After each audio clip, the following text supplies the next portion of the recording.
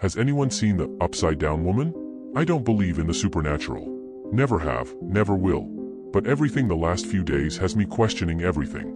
I haven't slept, I haven't eaten, I haven't left my house. Yet I fear she will get me anyway. Let me start at the beginning. I was driving home from a friend's party 3 days ago.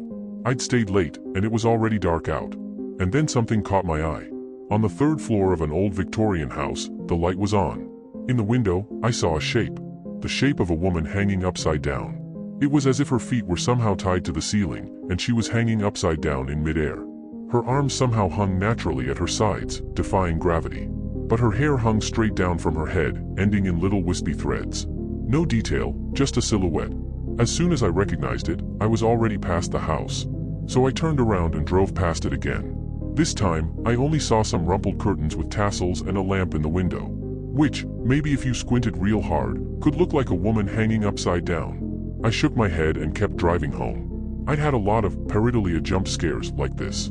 Pareidolia is our brain's tendency to see faces and shapes in randomness, like how we see clouds that look like animals, or knots of wood that look like faces. Sometimes, I think I have an overactive sense of pareidolia. For example, years ago, when I got bangs cut for the first time, I started seeing shadow people. It took me an embarrassingly long time to realize that shadow people was hair falling into my eyes that my brain was interpreting as some sort of demon or spirit. So I didn't give the upside-down woman much thought, until I saw her again. I was on the subway into work. Lights caught my eye, out the window, as another subway passed us in the opposite direction. I looked up, and there she was. The silhouette of a woman, hanging upside down, in the passing subway car. Pressed against the window, blurred by the speed of the train. I only saw her for a split second, and then she was gone, as the train rattled past us. What the fuck?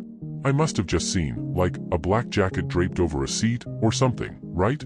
My heart began to pound. I stared out the window for the rest of my commute. But all the other passing subways were fine, filled with commuters staring at their phones. When I got out at the station, my legs were so weak, I thought I might collapse. But I forced myself to work. I didn't see anything strange on the way back from work, either. When I got home, I tried to distract myself, binging the nastiest stuff on HBO and plowing through an entire bag of chips.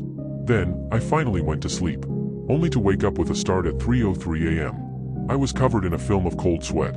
My heart was pounding, but I couldn't remember any dream. Usually when I woke up like this, the vestiges of some nightmare were still in my head. This time, there was nothing. I rolled over, pulling the covers up to my chin, and closed my eyes. Wait. There was something in the darkness of my room that didn't look quite right. I opened my eyes and looked around the room, my heart hammering. The dark shapes of my nightstand, my bookshelves, came into focus. Everything was where it should be, except for the light. It was too dark in here. I rolled back over, towards my window, and realized that the usual annoying light from the street lamp below was not shining through the curtains. I got out of bed, slowly, and made my way to the window. I pulled back the curtains. My knees buckled underneath me.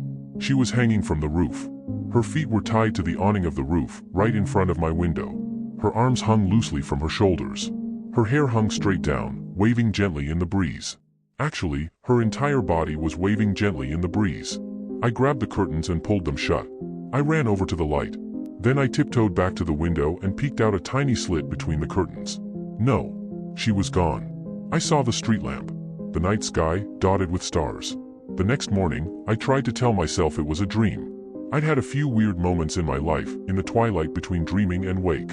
Sleep is a weird, hallucinogenic continuum, and who was to say I hadn't imagined the woman out my window? Deep down, I knew that wasn't true. But it was a pretty little lie. I made my way to work shaken. I didn't look up at passing subway cars. I drank about 3 cups of coffee. Jeff, ever the charmer, told me I looked super tired, and Tina asked me if I was sick. I didn't tell them what happened. They wouldn't believe me. When I got home, I started searching online for what I'd seen. I found myself scouring urban legend forums, and even old posts here on No Sleep, the kinds of places I only visited briefly when I saw the shadow people, or when I was looking for a laugh. Now, I wasn't laughing. I was desperately searching for an answer to whatever this was. And then, finally, I found it. Someone claimed their friend had seen the upside-down woman, and had died 4 days later. Stay away from windows, they warned. It can only manifest in windows. They also remarked that their friend had at first seen the woman through 2 layers of glass, like through a car window, into the window of a home, and then, later, through only 1 window. Like it was getting closer.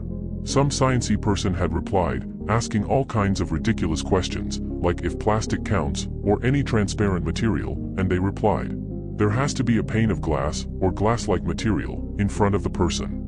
They did not explain glass-like any further. There was no way to avoid windows, unless I lived in the basement. So I moved food, water, and clothing down there while half closing my eyes. I told my boss I was sick. "Oh yeah, Tina told me you looked sick. Hope it's not COVID." It took me a long time, but then I was settled in. For how long, I didn't know. I didn't know if it was even possible to wait out the upside-down woman. And I didn't even know if I actually believed in her existence in the first place. That was about to change. I decided to get some reading done to get my mind off things. I grabbed my book and, without thinking, grabbed my reading glasses. As soon as I put them on, I screamed. She was hanging from the basement ceiling. Hanging in the corner. A void of darkness, hair nearly trailing to the floor. And then, this time, she moved. In jerky, incredibly fast motions, she broke free from the ceiling and scrambled towards me. I ripped the glasses off my face, but not before pain exploded in my arm. When I looked down, there were 4 deep scratch marks on my forearm, dripping blood. That leaves me here. I am sitting in my basement, away from all windows and glass, on the 3rd day. According to the guy on the internet, his friend was killed the 4th day. I don't know what will happen after 4 days. If that means I've waited her out, and she'll move on to another target, or if she'll kill me anyway, glass or not. If you don't hear from me in 24 hours, assume the worst.